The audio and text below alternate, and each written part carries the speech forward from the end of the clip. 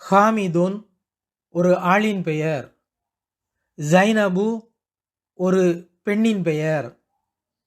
ஜைனபு என்ற சொல்லானது தெளிவான பெண்பால் சொல்லாகும். இங்கு உன் என்ற குறியீட்டில் முடியவில்லை. வஜ்ஹுன் முகம் ஒரு ஆண்பால் சொல்லாக சொல்லப்படுகிறது. ஐனுன் கண் ஒரு பெண்பால் சொல்லாக சொல்லப்படுகிறது. அரபியில் ஒரு பெயர் சொல்லை ஆண்பால் அல்லது பெண்பாலாக சொல்வது அரபி மரபு வழக்கமாகும். முதர்ரிசுன் ஆசிரியர்.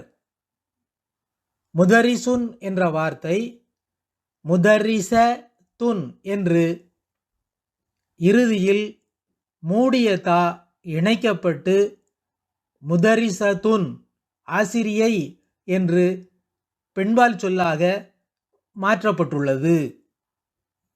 இந்த ஆண்பால் சொற்களை சுட்டிக்காட்டி சொல்ல ஹாதா இது இவன் என்ற சுட்டுச்சொல்லும், ஹாதிஹி என்ற சுட்டுச்சொல் இது இவள் என்று பெண்பால் சொல்லை சுட்டிக்காட்டவும் பயன்படுத்தப்படுகிறது. ஹாதா ஹாமிதுன் இவன் ஹாமித். ஹாதா வஜ்ஹுன் இது முகம். ஹாதா முதர்ரிசுன் இவர் ஆசிரியர். ஹாதிஹி ஜைனபு இவள் ஜைனப். ஹாதிஹி ஐனுன் இது கண். ஹாதிஹி முதர்ரிசத்துன் இவள் ஆசிரியை என்று ஹாதா ஹாதிஹி என்ற சுட்டுச்சொற்கள் இது இவன் இது இவள் என்று சொல்ல பயன்படுத்தப்படுகிறது. ذَلِكَ அபூஹு அவர் அவனுடைய அப்பா. அபுன் அப்பா தந்தை. ذَلِكَ அஹூக அவன் உன்னுடைய சகோதரன். அஹுன் சகோதரன். ذَلِكَ ஹலீஃபத்துன் அவன் பிரதிநிதி. ஹலீஃபத்துன் என்ற வார்த்தை மூடிய தாவை இறுதியில் பெற்று ஆண்பால் சொல்லாக வந்துள்ளது. பெரும்பாலும் பெண்பால் சொற்கள் மூடிய தாவில் முடிகிறது.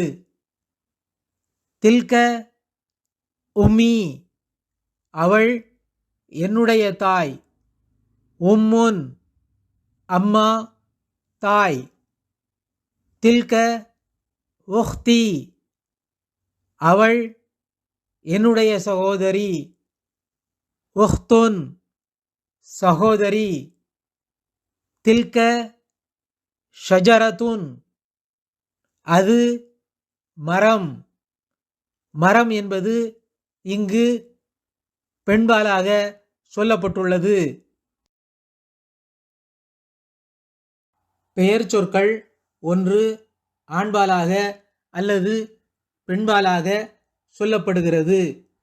அதை விவரித்து கூறும்போது ஆண்பால் சொல்லாக இருந்தால் அவன் அல்லது அது என்று சொல்வதற்கு ஹுவ என்ற வார்த்தையும், பெண்பால் சொல்லாக இருந்தால் அவள் அல்லது அது என்று சொல்வதற்கு ஹிய என்ற சொல்லும் பயன்படுத்தப்படுகிறது.